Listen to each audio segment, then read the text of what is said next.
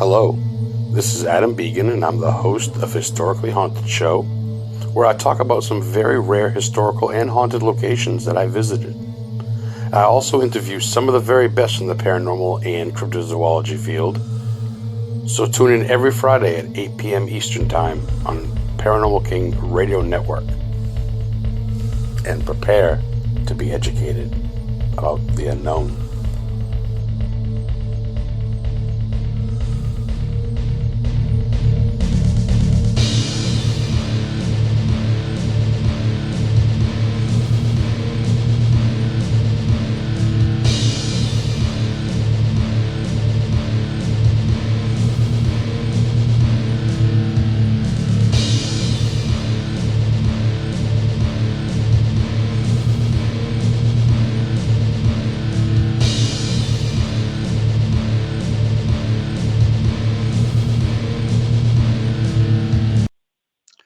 Hey historians, welcome back to another great episode of the Historically Haunted Show on the one and only, the Royalty Runners right here. We roll with royalty, Paranormal King Radio Network with my boss, Ross, the man, the king himself.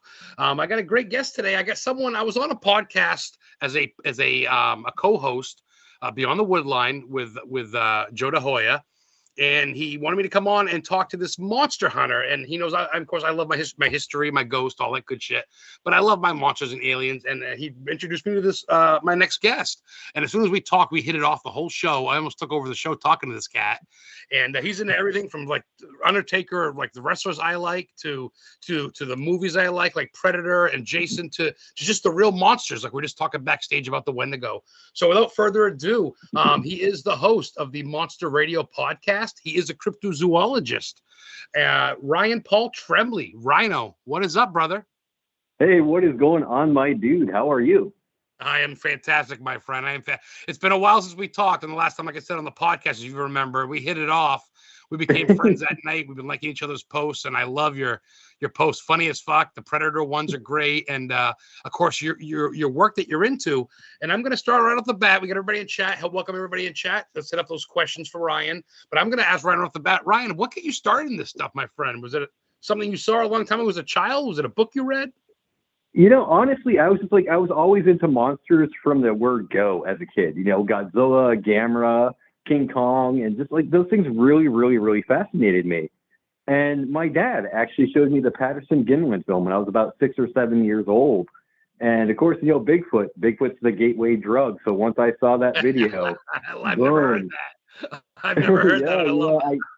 I became so obsessed with the Patterson-Gimlin film that I started really just like looking for every kind of book I could, listening to any TV show I could, asking everybody all the questions that I could. And it just really started my feet on the path of obsessing over monsters, you know, Bigfoot, Dogman, Chupacabra, Wendigo. It really opened up doors. Yeah. That's funny you say that. It's kind of like Bigfoot's like the marijuana of drugs. It's like, hey guys, check out Bigfoot. Whoa, there's more. There's Mothman. You know what I mean? You start checking out more shit. Yeah, so I mean, I remember when I started reading the books, you know, like I thought Bigfoot was really the only monster. I'm using quotations. I know nobody can see me, but I'm using quotations when I say monster. Yeah. So, you know, I was like, oh, there's more than that, just that monster out there. Oh, word. So yeah, I really started looking everywhere that I could, and shows like Unsolved Mysteries, sightings, things like that really just got my interest. And then X-Files came along, and boom, there you go, man. I was like, there we go. Yeah, absolutely, dude. There's a lot of it's very intriguing. I guess it's almost like going down a rabbit hole, because it's funny, like you say, I started out with like Creature Feature and Mothra and Godzilla and King Kong and all these larger than life characters, and then you realize, well, some of these are loosely based off real. There was actually giant creatures back then. There's possibly Thunderbirds still. And it's there was one movie that Toho put out. It was a particular movie called Half Human. And I was 8 years old when I saw that one. I remember the first time seeing that. And it's about a Yeti. So here you have a movie from the 50s where it's covering the Yeti, which is essentially a Bigfoot. You know, so when you have the same studio that made Godzilla making a Bigfoot movie, you're going, oh yeah. So that got me so excited for Bigfoot, dude. Because I mean, you know, if Toho was making a movie, you're going, hey, there's something to this. Yeah, that's a legend right there. Mm-hmm. I mean, And that's how it starts. I mean, like you say, it kind of goes through, and I think it's all, oh yeah, man. I believe in King Kong. Why the fuck not, man? I believe that dragons used to exist and stuff. How far do you go? Do you have a limit? Do you believe in pixies and banshees, even leprechauns, shit like that? I do. Mermaids. I don't really have a limit. I mean, I'm the kind of guy that wants to believe that something like Godzilla is out in our ocean, But yeah. I do try to think realistically, like, something that big, we probably would have seen him by now. But do I like to think it's out there? Oh, absolutely. And, yeah. I'm the kind of guy that thinks there's still the megalodon out there. I will forever believe the megalodon is still in the depths of our ocean somewhere. People can tell me, no, it's extinct, it's no longer out there, and I'm going to tell them you're a liar. I love it. Take it to the grave, because it's harder to prove it. Prove to me it doesn't exist. You fucking can't. A lot easier to prove it does, right? I mean, how can you prove something doesn't exist? You can't. Well, I've combed the whole earth. Bullshit. That's impossible. No one's been to the deepest sea, or this Jaws godfather, grandfather is there still. I believe the megalodon. Oh, I love it. I love Mastodon. You like Mastodon, the band Mastodon? Oh yeah. They sing about Leviathan and all that shit. They sing about like the horses. Oh yeah. I figured you would. That's right up your alley. So there's nothing you really haven't looked into when it comes to this. There's nothing you're not willing to explore. So to speak, you're pretty open about the monster world as a whole. I try to be open-minded, but not so open-minded my brains leak out. I mean, I do like to base some things in science, because, if you're going to discover cryptids, especially, you do have to keep science in mind. But I don't like to be just solely science, though, because if science is my only faith, I'm not going to get very far. Yeah. No, you're right. Actually, I got a question from someone in chat, someone loyal that's been here for a long time. Mike Davis, thanks for joining us, Mike. He says, hey, Ryan, he goes, I got a question for you. How does one become a cryptozoologist? Since you were saying about the science of it and stuff, do you got to take courses? Is it something self-determined? Well, you can take courses, but my best advice to you is just come up with your own methods, okay? Get out there, start doing the physical work. Read as many books as you can. Talk to other cryptozoologists like Lyle Blackburn or myself or Ashley Hilt, and just do your own thing. You don't have to go out there and get a degree. Nobody has to decree that you're a cryptozoologist. Just do your thing and do the best that you can, and you're a cryptozoologist. I was going to say shout out to the dude with the hot sauce. I bought some of it because I live in Maine. Lyle Blackburn. I bought his hot sauce. It's killer. You know where I bought it? I would say I'm friends with him because I've met him a couple of times, and he knows my name, so I'm pretty proud of that. Lauren Coleman, probably the godfather of cryptozoology. The Cryptozoology Museum in Portland, Maine, the only one in the world. That's where I bought the hot sauce. You ever been to Maine, my friend? You ever been up here to see the museum? I haven't been to Maine, but I did live in New England for many, many, many years. So no shit. Where at? Massachusetts, Vermont? Let's see. I grew up in Southbridge, Massachusetts. I lived in Charlton, Webster, Dudley, Worcester. I've been to Boston, Rhode Island. So you were by the Bridgewater Triangle. Oh, yeah. Oh, man. Growing up as a kid, I heard all about that. And I'm like, ooh. Fucking everything from Bigfoot to aliens to suicides to ghosts to satanic rituals to... growing up with the dad that I did, my father was very open to beliefs. So I heard about the Rougarou from his childhood because he was Cajun.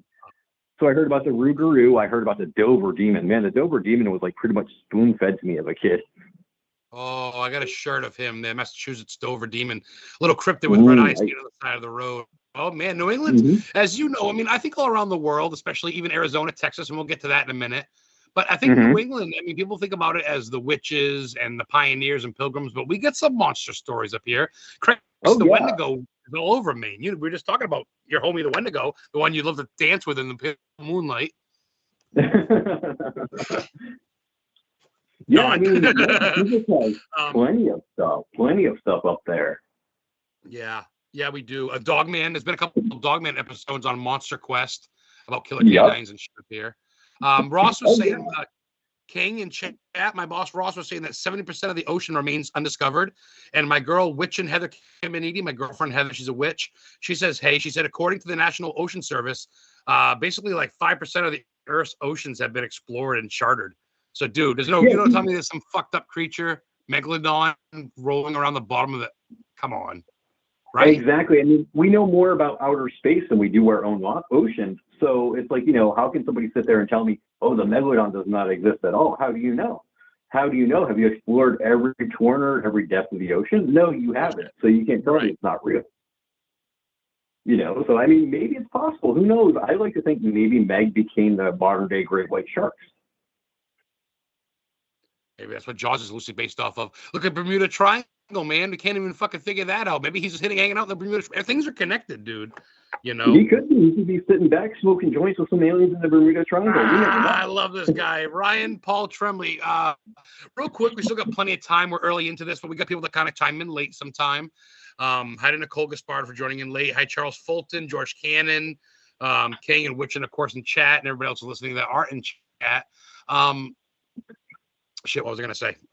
Where can people find your podcast, my friend? Are you on YouTube, Facebook? Go ahead and plug a little bit real quick.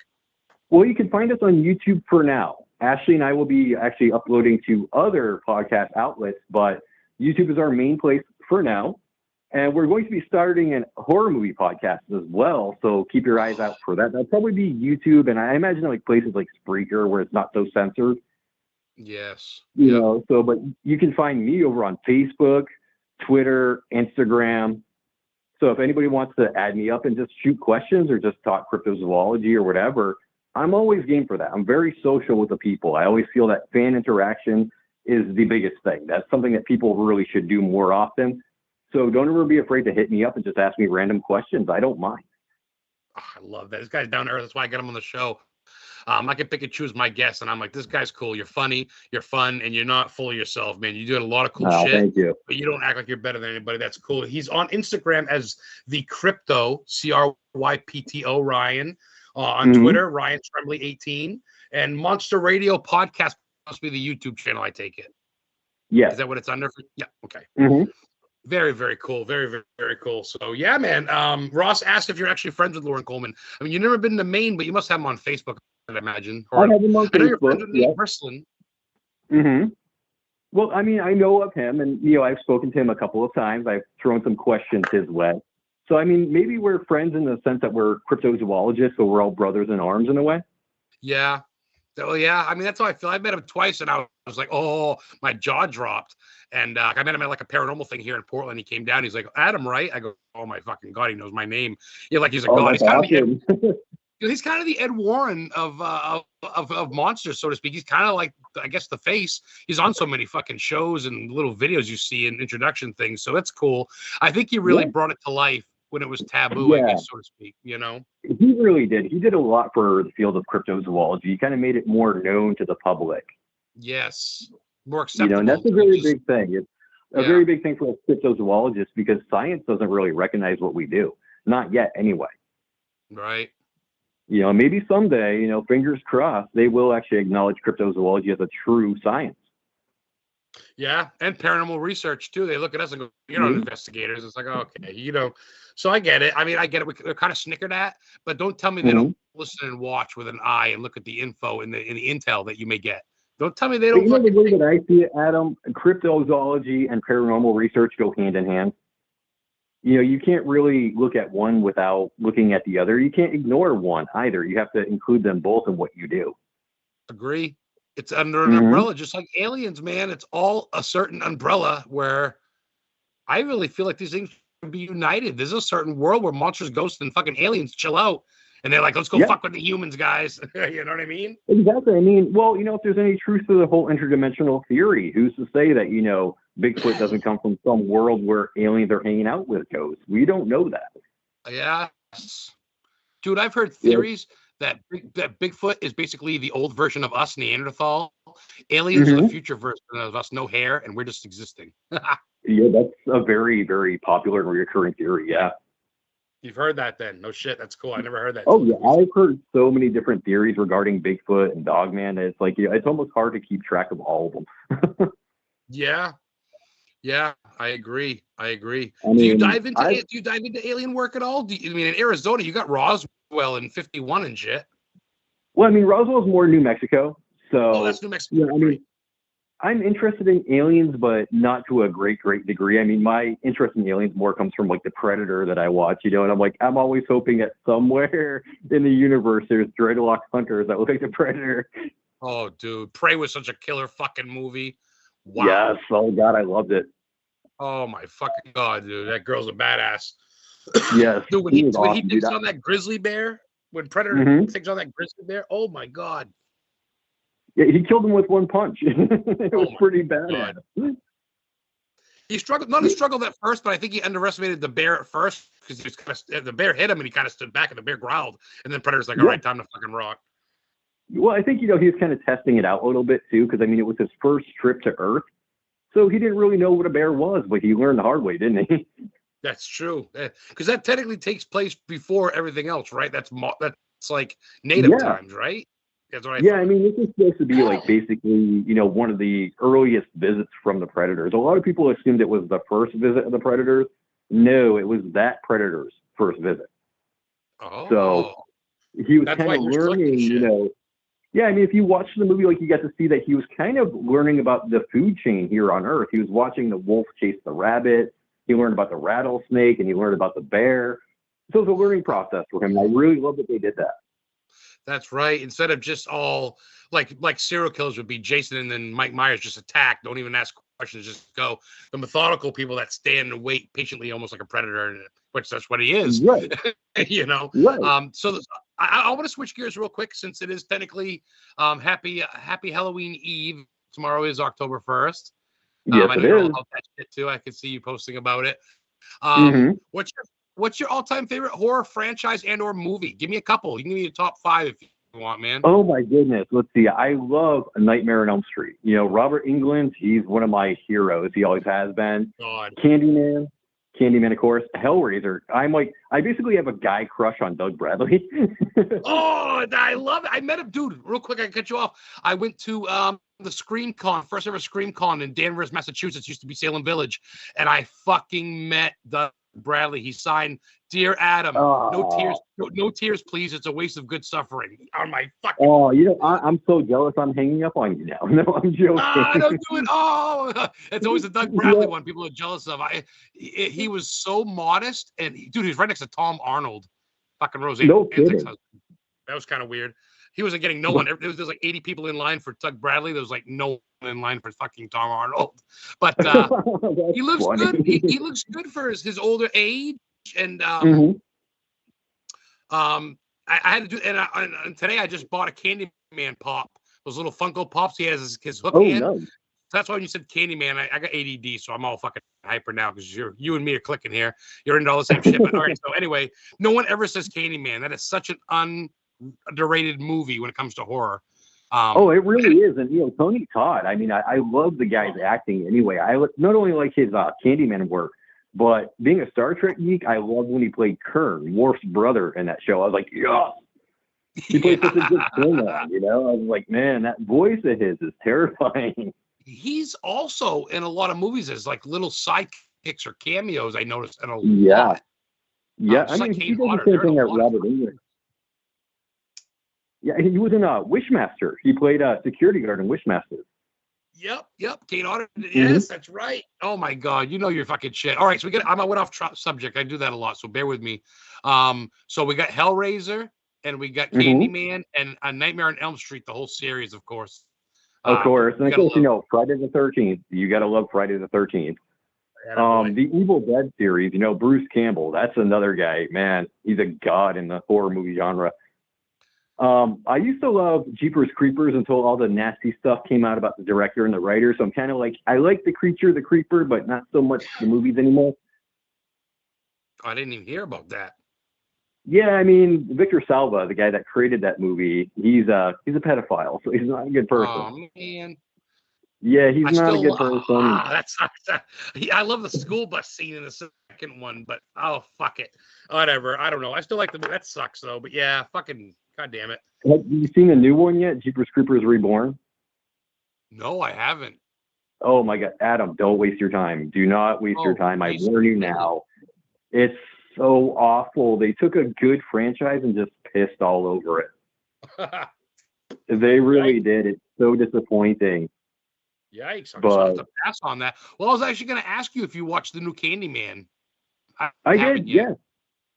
I've seen it. I mean, I liked it. I know a lot of people are down with the remakes and they don't like them, but I personally really liked it. I really cared for it. Fuck them. Fuck people in yeah, their exactly. Opinions, man. I'm so sick of it. I'm so sick of it. Like people are giving Rob Zombie shit for making the Monsters. You know what? Fuck it. You haven't even seen it yet. How can you say a movie sucks because you've seen a trailer? Get the fuck out of here. Yeah, well, the people that I've talked to that have seen it weren't too fond of it, and these people are big Monsters fans. So really? I kind of take their word. Yeah, I kind of take their word and go, okay, well, maybe it is pretty bad. You know, I mean, I'll still watch it. I'll still watch it to form my own personal opinion. You gotta but make your own opinion. Yeah, I'm gonna. You gotta. That's what you got to do with everything. Is form your own opinion. Don't ever let anybody tell you what's what. I love going against the grain. That's what metal and hardcore is. People couldn't stand the Ghostbusters with the chicks in it. I like it with Thor as secretary. I think it's a great Ghostbusters. Fuck the fuck off. You don't want pineapples on your pizza? Don't fucking eat it because I'm gonna. That's just how I am. That's so funny that you just mentioned that, dude. I had pizza like an hour before we got on this show, and I had pineapple on my pizza. So. Oh, shut the fuck up! That's amazing. Yep, I sure did. Oh my god. Shit. All right, so let me get to some fun stuff. We're rolling here. We got about 40 minutes left. We're rolling right along here on Paranormal King Radio Network, Historically Haunted Show every Friday night, 8 p.m. right here. The hard copy will be up tomorrow as well on my YouTube page, Historically Haunted.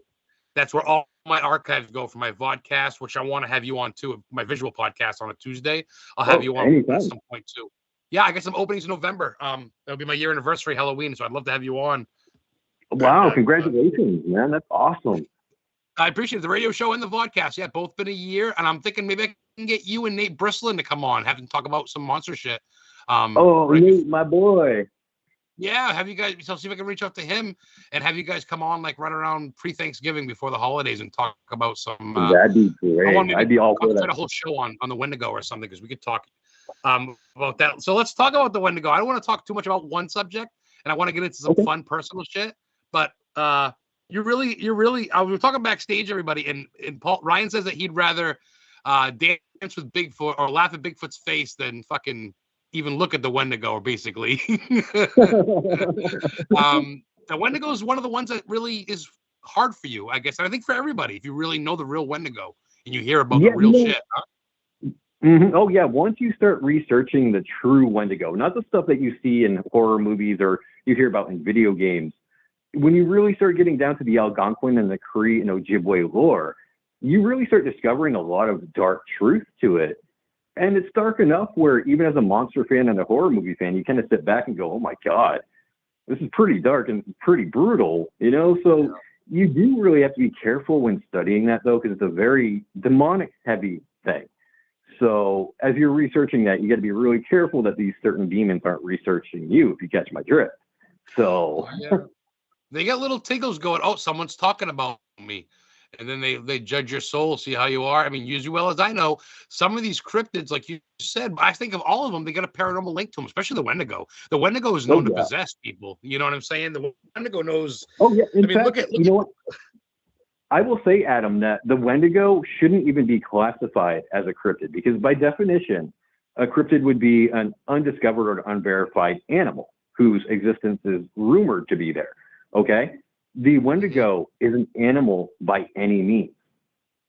There's nothing that would tie it to the biological animal that's naturally occurring, that something of this earth evolved into this animal. It's not animal by any means. So I would place Wendigo far more in the paranormal than I would in the cryptid category. That's interesting. That's a first, which I'm not saying you're wrong, because I'm open to all of it, but I love that theory because just because they say it's got a cow-like skull, there are things that are known that's called shapeshifters that take the thing and maybe it saw a skull in the woods of a day and I'm going to put that, and that's what they start recognizing because people have described it as many different things. That's fucking fantastic. Here's a misunderstanding though. The Wendigo is a very misunderstood subject. The stag-headed thing, the thing that you see with the stag skull, the deer skull, that original was never a part of the Algonquin, the Cree, or the Ojibwe oral traditions. Where that came from, Adam, actually, it came from the hybridization of Algonquin lore with Viking, Nordic, and Celtic lore. So what they did is they merged the two, because in Britain, there's a guy called Herne the Hunter, okay? And in his mythology, he wears a deer skull on top of his own head. But when colonists came over and started settling in Canada and different parts of America, they took their own traditions and interbred them with the Native American tradition. Oh, so melting pot. As time went along, it kind of became lost to time how the Ojibwe and the Cree and the Algonquins actually described the Wendigo. And it became more popular with social media, video games, horror movies, and just fans of cryptozoology, because it looks more monstrous when you have that stag-headed skull. So the truth became convoluted. Misunderstood, or maybe just changed. I don't know why people would change it. I think maybe these people just got misconstrued about it. Sounds like. Yeah, I mean, a lot of misconstruement goes on, and the older tales kind of get lost to time. People don't pay as much attention to years them. old, we're talking. This theory you're talking about, we're talking about Vikings and shit. We're talking hundreds of years, dude, before Bigfoot was known. Yeah, so I mean, with time, it just slips away and truth kind of becomes obscure, and you just got to know where to look for it and where to scratch the surface to start finding the real truth. Wow. Mm-hmm. Wow, that's a trip. I'm sitting here with my mom. I mean, I'm a little stoned too, but I'm just digesting everything because, of course, living in Maine, I'm kind of in window. King actually asked if he goes, didn't the Wendigo start in Canada? He says in chat. See, that's possible, but I think it's all over. It's kind of like we mentioned earlier, and I want to touch on that, how you said that Bigfoot is like Sasquatch or the Yeti. It depends on where you live, I guess. Like they call it the Yeti kind of like in Mexico area.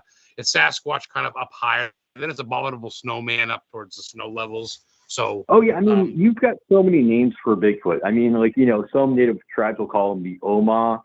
You've got Janoskwa, you've got Gugwi.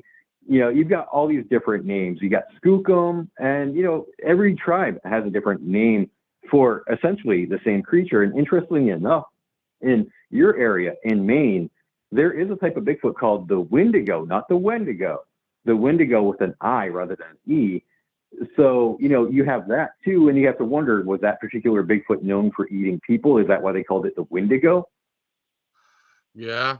Yeah, it gave a resemblance to that, especially being in Maine. People just kind of count it off as that. That's crazy. Wow. All these cool exotic names, leave it to the dumb white man to go, oh, Bigfoot, because it's got big feet. Everybody else names a cool name. The name that was actually coined by loggers when they started finding the footprints. Makes sense. Yeah, during the 50s, before they actually knew what they were dealing with, they were finding these tracks with big footprints. So, you see big feet, call them Bigfoot, so it makes sense. Yeah. I mean, self-explanatory, right?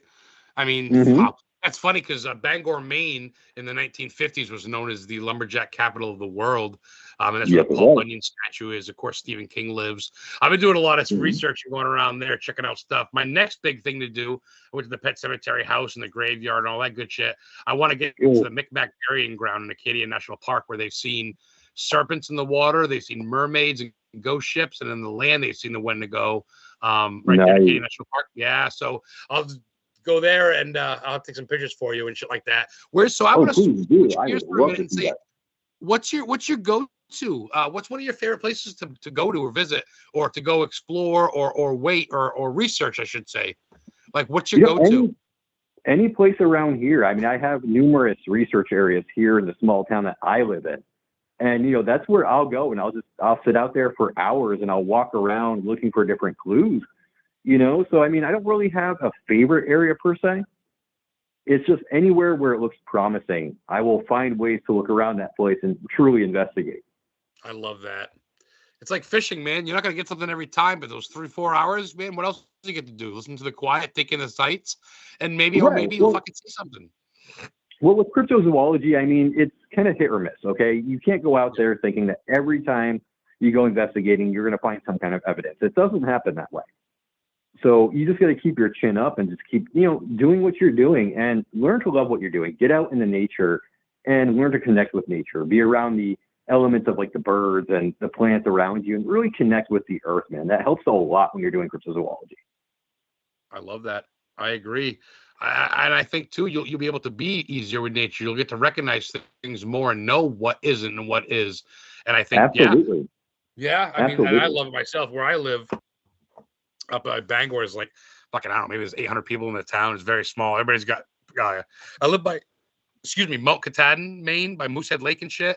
And it's just all woods and there's beavers and hawks, dude. And I tell you, man, to go out there and get stoned by my fire pit out back, and there's nothing like it. And there's got to be some shit out there, man. Oh, it's beautiful, dude. There's moose up there. There's deer. Oh, nice. A bunch of rednecks on four-wheelers with shotguns. Well, okay, that's not so nice. Yeah, they're pretty cool. They're hunters and shit. They're local. They're good old boys. It's kind of quiet up there. There's literally there's no McDonald's for like at least an hour to get to my closest McDonald's or anything like that. So it's so you're like me then. You got to go a distance to get McDonald's and whatnot. Yeah, but that's good because I think that's my more likely a chance to see a UFO or a Bigfoot or, I mean, I kind of want that, I think, right? Even though, like with you, man, that scares you down deep, but there's something about you that wants to see this shit, right? Absolutely. I mean, you can't go out there being terrified that you're going to see something. Otherwise, it defeats the purpose of going out there to see something. So, you got to learn to dig up some courage and accept the fact that maybe someday you will see something, and don't react with total fear. Use logic. Yes. And be safe, for God's sake. Know your terrain. Don't fall into a fucking well and get stuck or break a leg. And don't go out alone. Yeah. Man. Do you ever do overnights? Do you do weekend things? Do you go camping out with people where sites are seen? Do you go traveling where things are seen? Shit like that too? I do. Yeah, I do. I actually, I'll go like in the surrounding areas like Tucson, Phoenix, Sierra Vista. In fact, next month I want to try to plan a trip up to Tucson because Mount Lemmon, which I used to go to every day when I lived in Tucson, they actually reported seeing a family of Bigfoot up there. So it's a newer sighting. It's maybe like 6 months old. So I want to gather some people up and go camping up there and see if maybe we can see what these people had seen. Wow.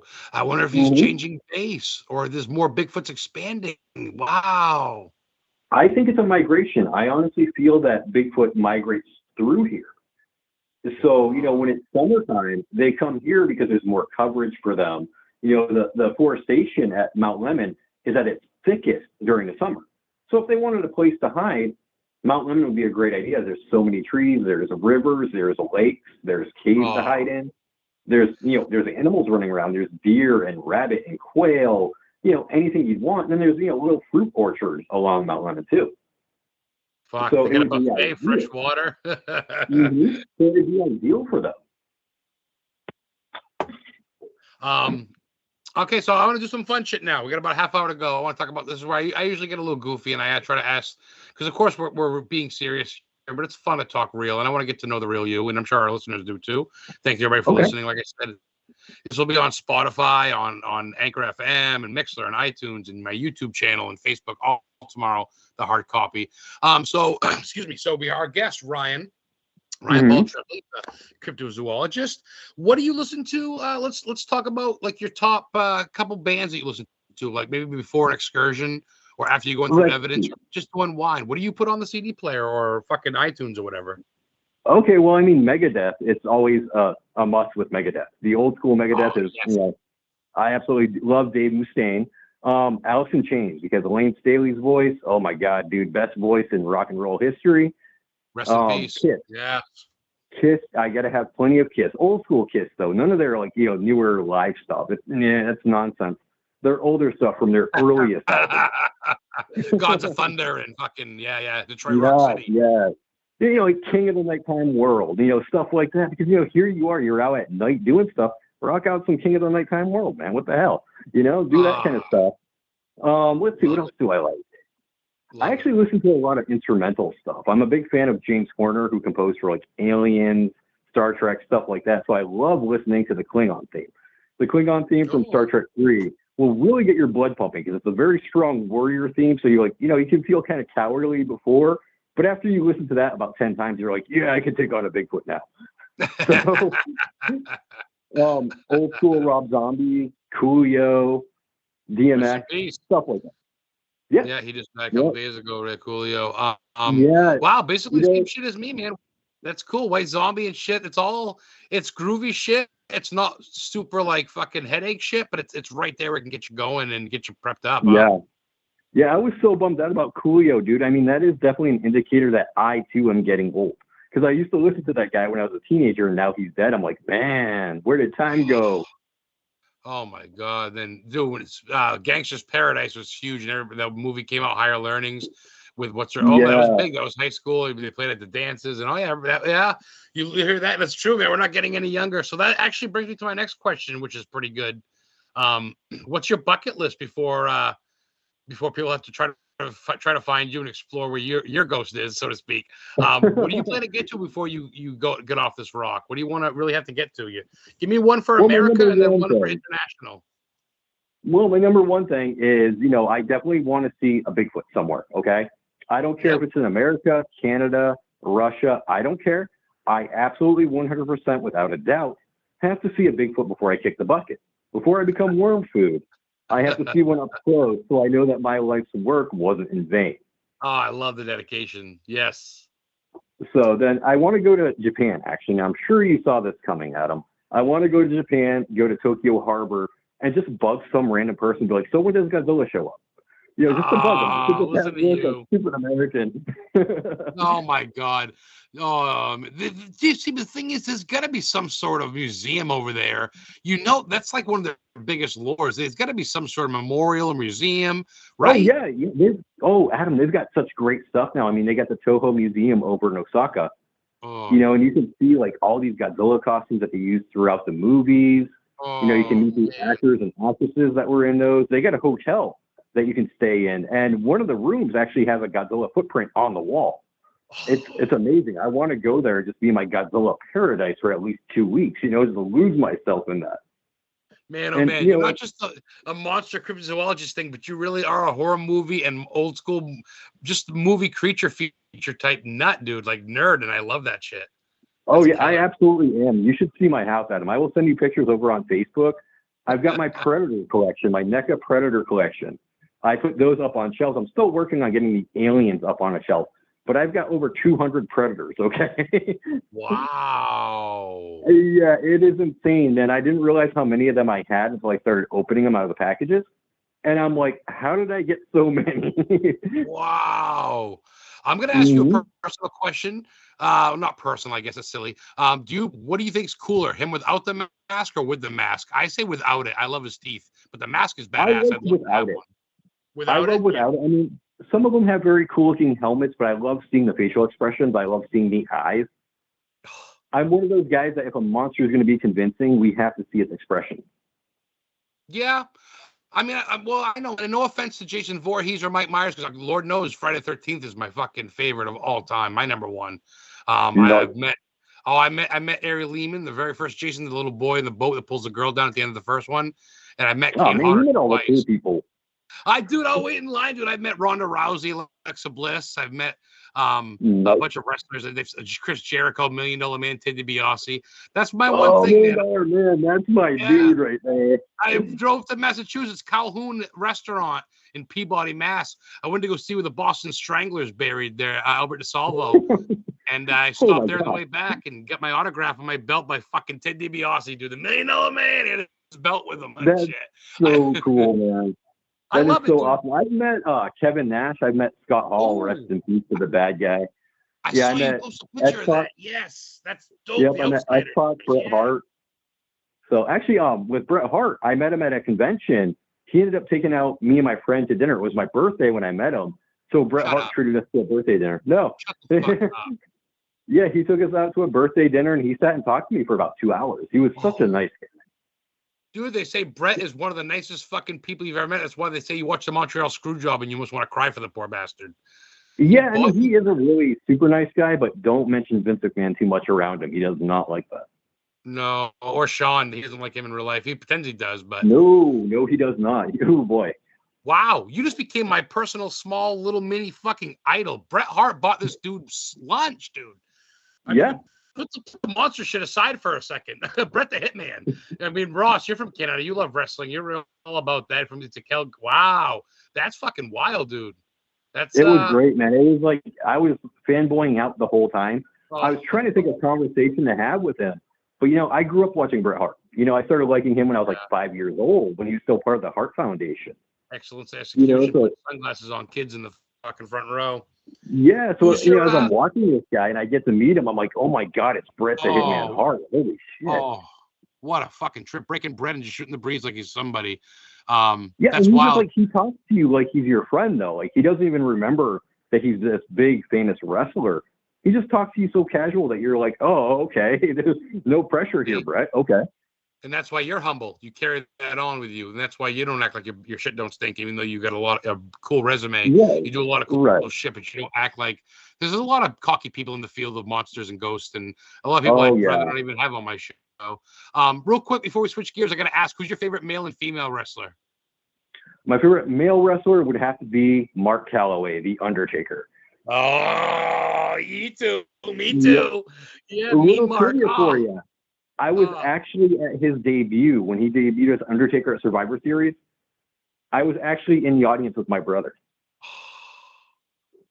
When they had the gobbledygooker and that fucking egg, it was 1990 Survivor Series. $1 Million Man brought it out, came out with Brother Love. Wow. Yep, sure did. Wow. So I got to see that. So, right there, I was like, oh my God, this guy's freaking cool. So I watched him throughout, man. And yeah, when he retired, man, I genuinely cried. I know people are going to think I'm weird, but I cried when he retired, man. I was like, no, Undertaker's gone. I no. cried when he lost to Brock. I haven't watched that WrestleMania again since. It's the only one I skip. I refuse to watch it. Fuck that. Oh, man, I still feel the pain from that. That was just so uncalled for. Oh. I don't understand why they ever took that streak away from him. I think they should have let him retire with it intact. But, I guess maybe he had reasons for it. I don't know. Dude, 23-2 or whatever it is. Ugh, because he lost a Roman 2 later on. Fucking whatever. I think about the names that he's beaten, though. I mean, he's beaten Big Daddy Cool, Diesel, Giant Gonzalez. He had Big the Snake Roberts. He's beaten some legendary people. Edge. So it's like, come on. Dude, that match with him and Shawn Michaels at WrestleMania, the Hell in a Cell. Or no, Triple H, when Shawn Michaels was the ref. Oh, that was fantastic. Oh, my God.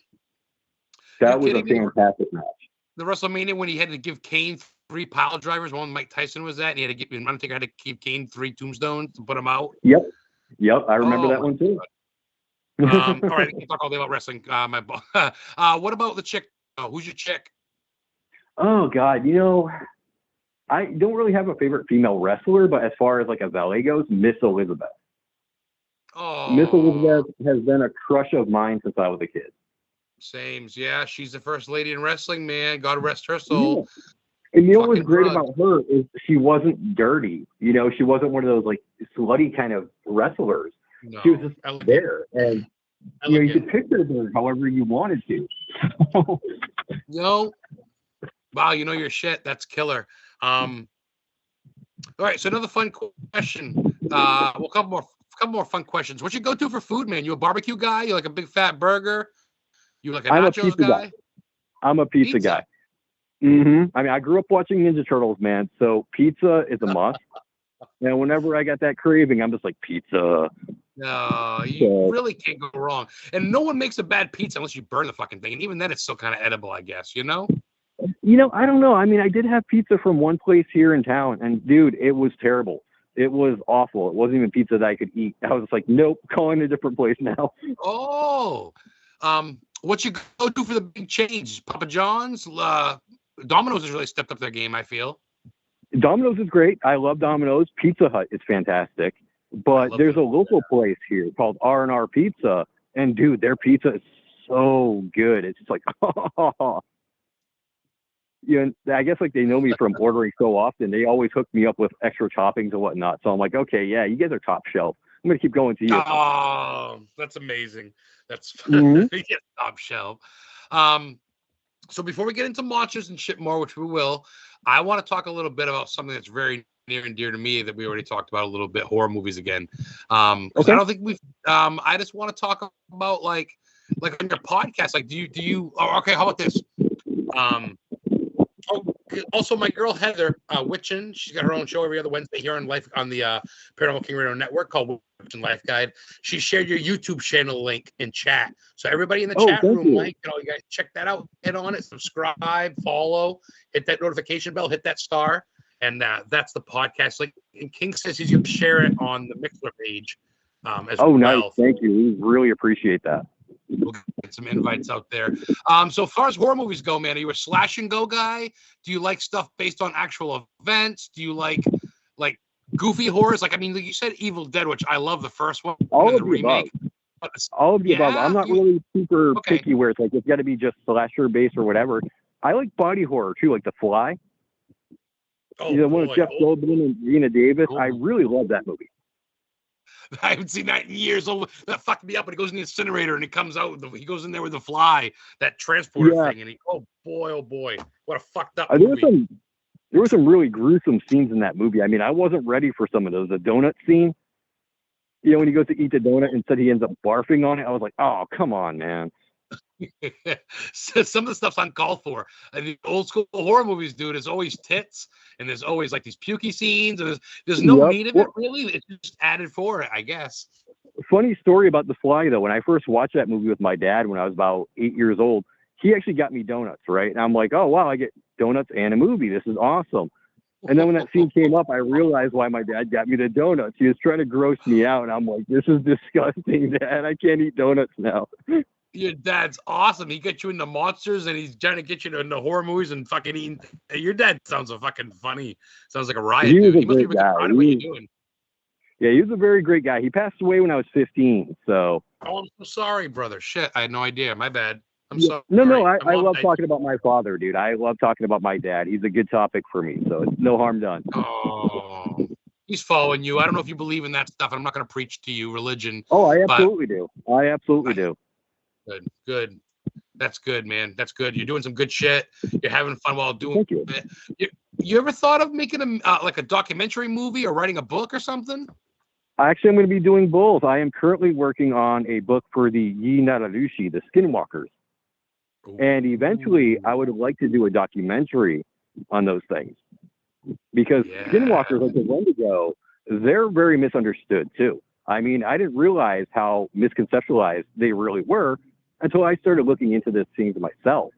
And I started thinking, wow, these people really don't know what a skinwalker is. And so I spent a good year and a half working my way to get trust from different Native American people. Because if they don't want you to know about it, they will not talk to you about it. Yeah. So I learned a lot from a very, very good friend of mine who I consider my brother, William Nighthawk. And he's Lakota. So he shared a lot of Native American truth with me. And I'm very, very grateful that he did that. I feel like, well, it's fair to say the Native Americans were here way before the colonists were anyway, but I feel like a lot of these North American-based monsters have a lot to do with the native spirits, whether it's conjured up or they saw them first. But Egyptians saw UFOs and monsters in Egypt too. So I guess the Aztecs and the Incas in Mexico saw stuff. The little devils and shit that kept running down there. So I guess it's always been around. It depends on who you talk to, really. The ancient Egyptians, I mean, they have Anubis, and if you want to tie Anubis to cryptozoology, he could be a dog man. You never know. Fuck, yeah. Mm-hmm. We got someone new in chat, Ashers. I wonder if that's who I think it is. That's my co-host right there. Yes, I'll say that's your co-host. Funny thing is, I actually have her as on my show next Friday as a guest. Oh, awesome. So she'll be on here rapping about the Monster Radio podcast. I mean, imagine it's her. So welcome, Ash. If that's you. That's very cool. Definitely her. I know she's big into one of my personal favorites. I really need to get out to Point Pleasant, West Virginia. Oh, the Mothman. She's all about the Mothman. I'm going to tell you, Adam. I'll tell you what, right now, Adam, if you want to know a lot about Mothman, like know every little thing there is to know, that is a chick to talk to.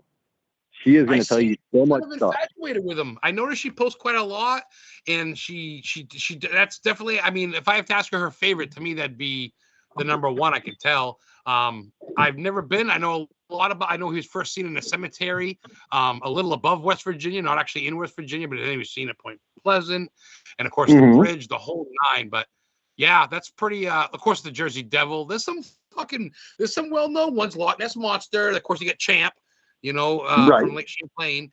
But then you got a little bit lesser known ones like the Pugwudgie that you said earlier, or what was the one you said? Riggaroo.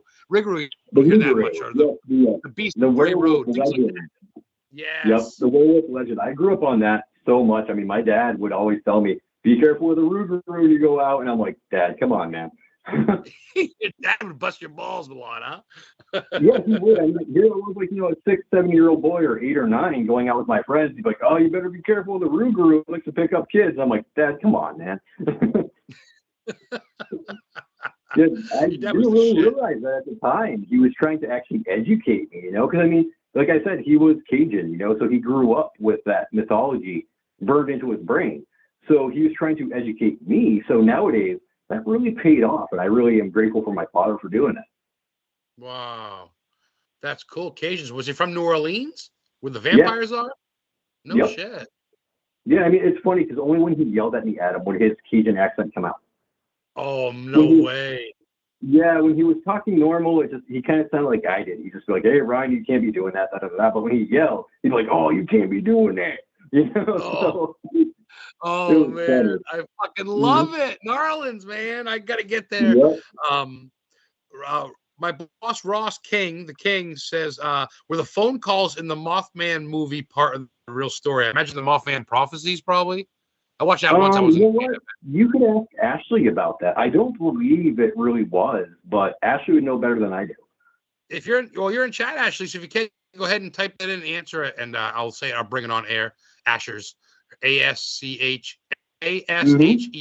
is the name in chat. Yep. So yeah, man. I mean, you got a full spectrum of all that stuff when it comes down to it. What about as far as we never did say? Oh, you said you said Japan. You said, of course, for the Godzilla stuff. That's cool. You love the horror movies, man. I try to go to horror movie filming sites. Of course, Pet Sematary. I've just been to. I went to where the truck. Remember the truck leaves? He's listening to Ramones, and he leaves the yard before he hits Gage. I did. Yeah. I went to the pump station. I talked to the guy. He's been there for 30 years. He was there, and they worked there.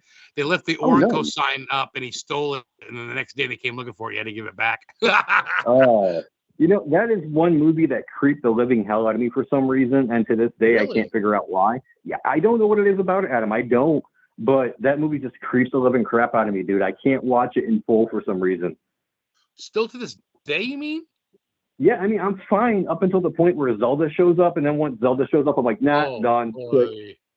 My stomach just turned. I've just drank a beer and a half pumpkin beer, and my stomach just turned when you said Zelda.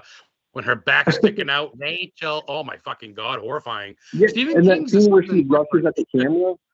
That scene where he just like pops out of nowhere and she runs at the camera. I'm like, oh, son, I knew it was coming, and I still jump every time I see it.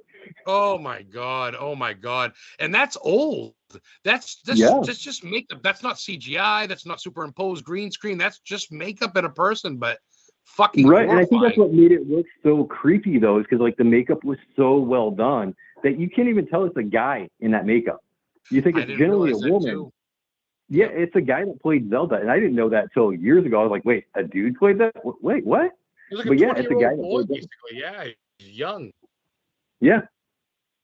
That's fucking nuts, dude. But that's Hollywood. I watched a thing. They said he wore the makeup for like fucking 12 hours or something, the bodysuit. Or I watched so much living up here. I just had to. I couldn't walk around the movie set like that with that dude wearing that bodysuit, man. I'd beat him up. I'd be like, you know what? You're so creepy. I'm whooping your ass. I'm sorry. He's eating the bagel. Like, you're going to get punched, dude. You're just ugly. I can't do it. Fucking spine. Stop rushing at me like that because I'm going to hurt you. Oh, fucking A.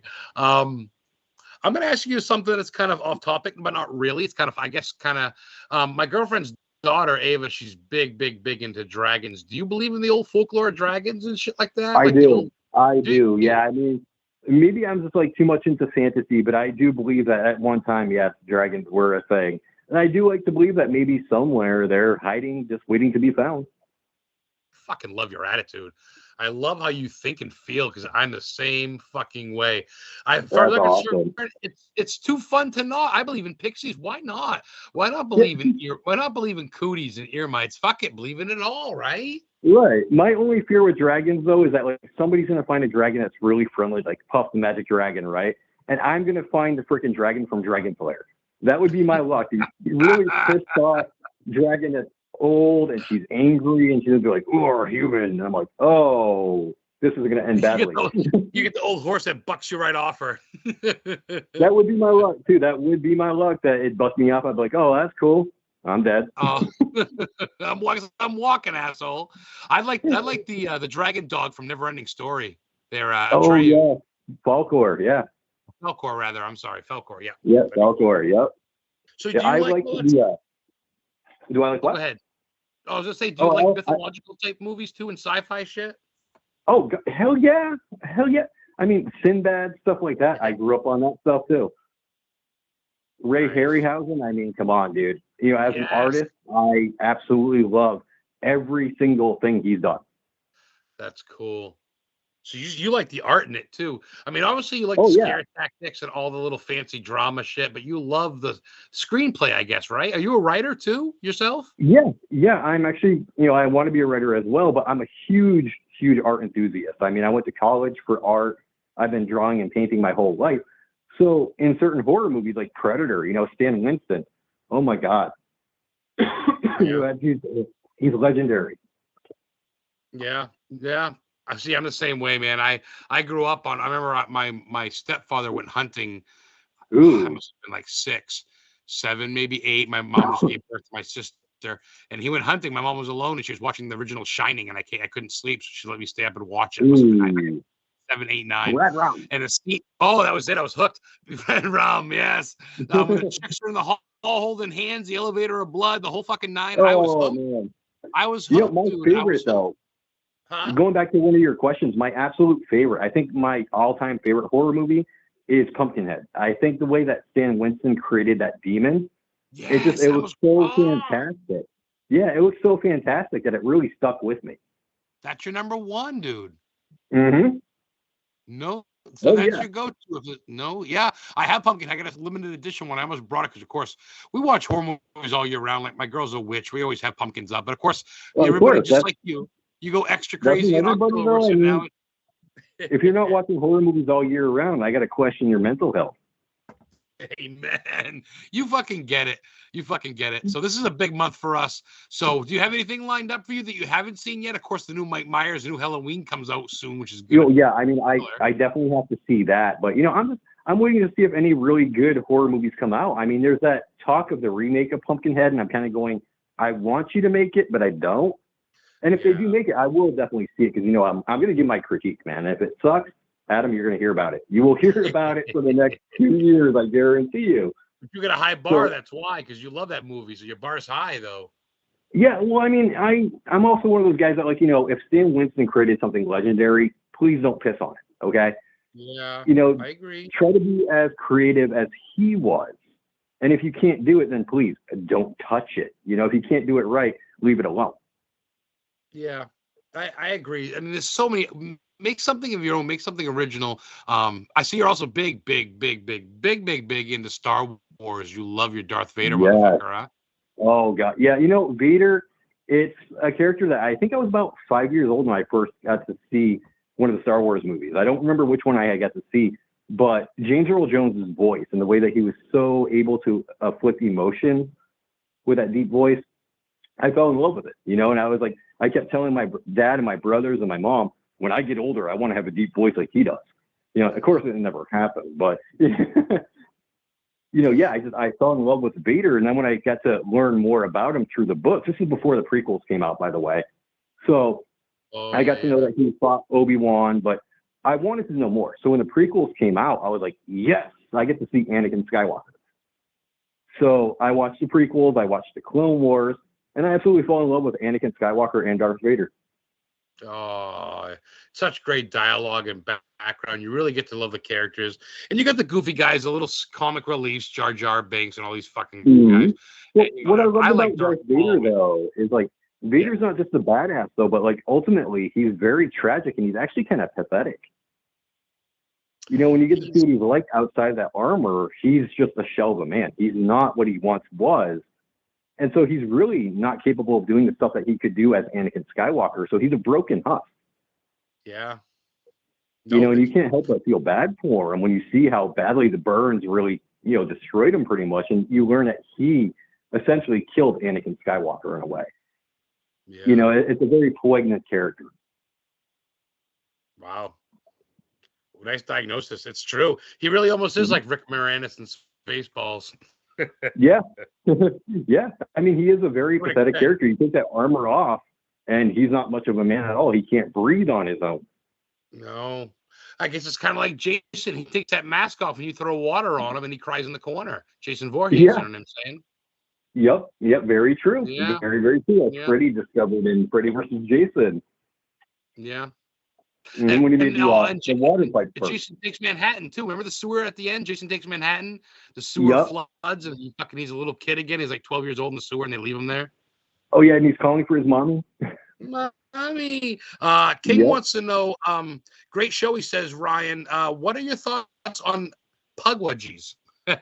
Pugwudgies. Oh, I think those are a topic that are not covered enough, and I think people need to start respecting the pugwudgies. I think the reason why people have bad encounters with them is because they forgot how to actually respect them and kind of cherish them in a way. Yeah. That's a native thing too, isn't it? Kind of, but more your way. Is that Southern? Yeah. Actually, I had seen what I believe is a pugwudgie here in Arizona. No shit. Yeah, I mean, it was definitely a little person. When I say little person, Adam, I don't mean like 3 feet tall. I mean maybe like 1.5 feet, maybe even like under a foot at the most. But a full-grown mini-man. Oh, my God. And he was just standing there, and he stared at me for a brief moment, but it was just the weirdest thing I had ever seen. You know, I mean, I had my Dogman encounter, but seeing this tiny little humanoid, I'm like, what the hell is that? Oh, my God. So what happened? Did he scatter? Yeah, he stood there and stared at me for a moment, and then he just casually turned away and just ran up the hill, and I never saw him again. Oh my fucking God, I got goosebumps a little bit. That's fucking freaky. I don't know why. I'm more scared of little people than I am giants, because I can hide from giants. Little people they can hide from me. What, it was creepy, Adam, because like when I was walking with my dog, I was taking him for his riverbed run, as we often do. I kept hearing this high pitched whistle. And it wasn't just like a normal whistle, it was like a trilling whistle. Kind of like, imagine the sound that the Predator makes, but it's a lot more up there in tone. It's more high pitched. And I kept hearing that, and that's not a normal thing that I would hear down there. So I'm looking around going, what in the hell is that? Is there somebody pranking me? What's going on? But my dog, he looked nervous. Duke looked nervous. And Duke never looks nervous when we go out. So I'm just going, okay, there's something not right here. It might be some kind of bird or whatever. But as we rounded this bend, at the bottom of the hill, sure enough, there was this little humanoid sitting there holding a spear. And he was wearing like rabbit fur or squirrel fur. And he just stared at me for a moment and then just boom, ran up the hill. Wow. So trippy. It's like I said, I'm not quite a pixie, but almost like a dwarf or like a little elf type creature. Just like a little what do they call them in Hawaii? Is that what they call them in Hawaii? Pugwudgies? Isn't there a name for pygmies? Pygmy people, right? Yep. So it's a lot like that. And it was, it was definitely one of those things that you're looking at it. You're going, am I really looking at this though? I mean, can there be a person that small? So I told people about it, and they're like, "Oh, well, you saw a kid running around." I'm like, "No, there's no kid that's only a foot tall, dude. What are you talking about?" Come on, by himself in the woods like that, a little infant? Give me a fucking break. Mm-hmm. Right. And what infants can run on 2 legs? Infants can't run yet. So. No, and it's not by itself by any means. At least the mother's not yelling. Come on now, come on. But of course, people just love to not believe. We're getting a little low on time. We're actually a little bit over, which is fine. I can usually go about 5 or 10 over. But my girl Heather, the one I love so much, she's such a great girl. My witch, she got another great question. What's your favorite style, Ryan, of art to create? I love abstract. I love doing comic book styles. I kind of mimic Todd McFarlane, Angel Medina, Jack Kirby, Art Adams. Art Adams has been a big influence. Bob Eggleton, he was a very big influence on me. In fact, I have him on my Facebook page. But I just like to draw whatever comes to mind. Like, it's not usually just one style. I like to blend and combine styles. Oh, really? Mm-hmm. She does a little bit. She does like she's artsy and craftsy and shit. So she says thank you. She's right next to me. So she does some of that stuff. So you've got a lot of influences, I guess, so to speak, when it comes to all that stuff, which is obviously going to help you. Real quick too, before I want to plug more of your shit before we go, but I got to ask you about your Dogman encounter, man. I forgot to ask you, and I got to know what the hell happened there. Okay, well, when I had that, it was about almost 2 years ago now. I was actually watching a house. I was house sitting for my friend and his wife while they went out of town. And what I would do is I would do morning and afternoon and nighttime checkups, okay? Well, on this particular day, I had gone about midnight. And as I was walking into the backyard, because he has a very, very big backyard that ends right where the hills start, I could hear like some kind of growling noise. And I'm like, is that a dog that's roaming around, or is it like a mountain lion? Because we do get mountain lions in Arizona. So I made nothing of it at first, but as I heard it again, I decided to puff up and go, hey, try to scare it off, just in case it was a human or whatever, like a vagrant or whatever that was trying to mess with me. So when I did that, there was nothing at first. And then a few minutes later, I heard the same kind of growl. So again, I'm like, hey, and this time it responded with a very, very deep growl. And this growl, Adam, was so deep, I could feel it in my chest, man. Boy. Like as the growl is vibrating, so is my chest. My ribs are going because I can feel it in my chest. And so I kind of stop and I'm like, what in the hell was this? So, my logical mind is thinking bear or mountain lion, even though we don't get bears in this part of Arizona.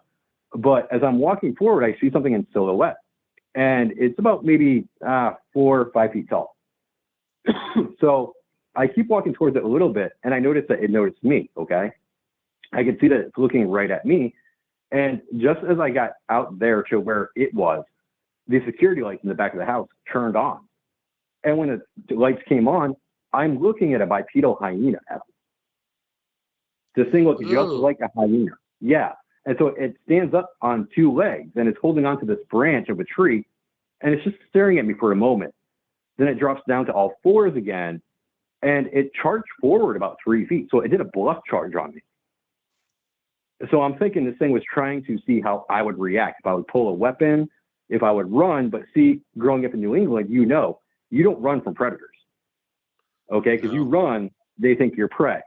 So I stood firm because I was scared shitless too, So I'm like, I'm not going anywhere. And it stops, and it's staring at me again. And I can see the ears going up and down. I can see its head turning side to side. So to me, that action right there said it was curious. So I'm not moving, okay? I'm not moving a muscle. I'm not yelling. I'm not making a sound. I'm even scared to breathe, okay? And eventually this thing slowly starts to back away. And I can hear it kicking the rocks. I can hear it snapping twigs. And once it's out of my sight, though, that's finally when I'm like, I'm out. I ran back into my friend's house. I'm locking all the doors, all the windows. I'm looking for knives, whatever I can find. It's my friend's house, so I don't know where everything's at, okay? And I call up my friend. I'm like, hey, man, I don't know what's going on in your backyard, but there's a freaking bipedal hyena up in your yard, man. Wow. And my friend's like, Ryan, there's no hyenas in Arizona. I'm like, bullshit. Then what did I just see, man? Wow. So, yeah, I started researching it, and I found out it's a type 2 canine variant that people are seeing hyena-like dogmen. Wow, that's like a fucking in my hybrid. Book, though, that doesn't make sense, though, because hyenas aren't dogs. They're not part is of the it like dog family? No, they're not. They're more closely associated to like felines or even weasels than they are canines. I was gonna say maybe foxes or something. No shit. Wow. Could it be maybe that like they're more like the African wild dogs? Are we giving it the wrong depiction by saying hyena? Could it be the wild dogs in Africa that we're seeing? I don't know. Wow. And you thought it was just you had no idea what the fuck you're actually in contact with. You just knew you had to stand your ground. Yeah, I mean, interesting little note here though is like before I had my encounter, I actually thought the dogman phenomenon was bullcrap. No shit. Yeah, because I was like, people can't be seeing werewolves. Come on, man, they're not real. That's not possible. Well, once I had my encounter, I'm like, okay, I was Changed wrong. Your mind real quick, didn't it? Yeah, it definitely did. It opened my mind, and it really started pushing me down the path to find more answers to all these cryptids that people are seeing. Wow, that's fucking.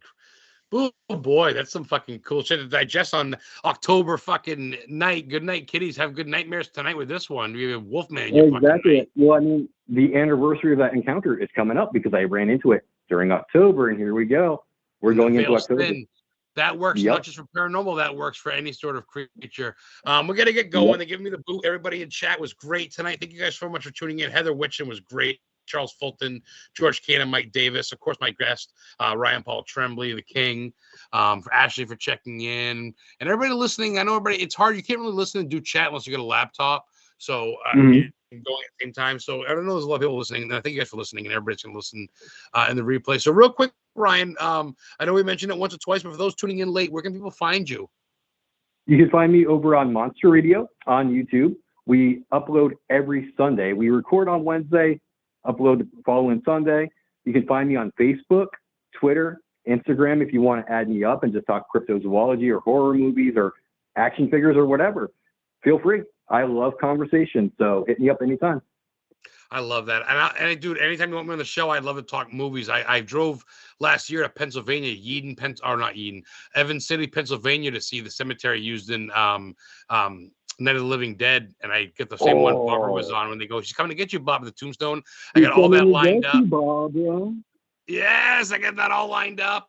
I've been to Salem. I do the Hubie Halloween sites and the Hocus Pocus sites there, and that's fun. That's awesome. I want pictures, dude. I want pictures. I got some. I'll tag you if you go. I have a thing on my page.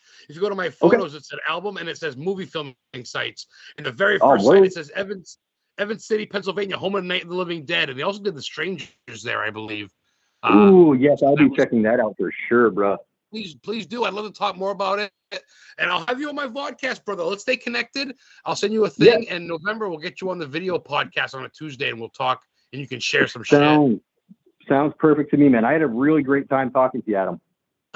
Thank you so much. The hour flew by. It's always easy when the guests are killer. You're humble, very knowledgeable. You're full of fun. You're all over the place too, like me, wrestling, horror movies, heavy metal. I love Megadeth. I saw Megadeth last year in Boston 2 years ago. Saw Dave Mustaine, Train of Consequences, man. Nice. Yeah, very buddy. nice. I love the old shit too. Peace sells, but who's buying and all that shit. And Sweating bullets. Sweating bullets. Oh man, hello me, meet the real me. Mice and Men, the doctor is calling. Oh, sweating. Yeah. Where does he go? The hatchet full of blood. What the fuck does he say? Man. Yeah. Anyway, we gotta get going. It's been an hour and 10 minutes. It was a pleasure. Ryan Paul Tremblay, thank you so much for being a guest on the Historically Haunted Show on Paranormal King Radio Network. Pleasure's all mine, Adam. Thank you so much. You're the man. Thank you for being my friend and being on Facebook. We'll get you on the podcast soon. And then my year anniversary is up for Halloween too. So I want to get you for season 2 on my radio show. So I'm going to get you all over the place and hopefully be a guest on your show. So definitely. Awesome. Definitely. You will be for sure. Oh, you're the man. So I guess we're all good. Anything else you want to say? Anything you want to say goodbye to everybody? Anything you need to say that we kind of didn't touch on real quick? Yeah, just take care, everybody. And, you guys celebrate Halloween, man. Start popping in those horror movies. Start decorating your house. Have a really good time during the season. Best fucking season of the year, brother. Yeah. Thank you, everybody in chat. We'll have the hard copy up tomorrow, Ryan. I'll tag you on Facebook and on YouTube. And have a good night, everybody. We'll see you next week. Thanks a lot, Ryan. All right. Take care, man.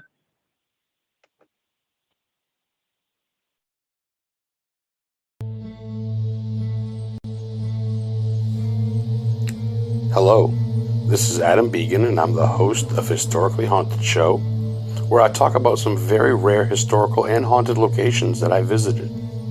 I also interview some of the very best in the paranormal and cryptozoology field. So tune in every Friday at 8 p.m. Eastern Time on Paranormal King Radio Network. And prepare to be educated about the unknown.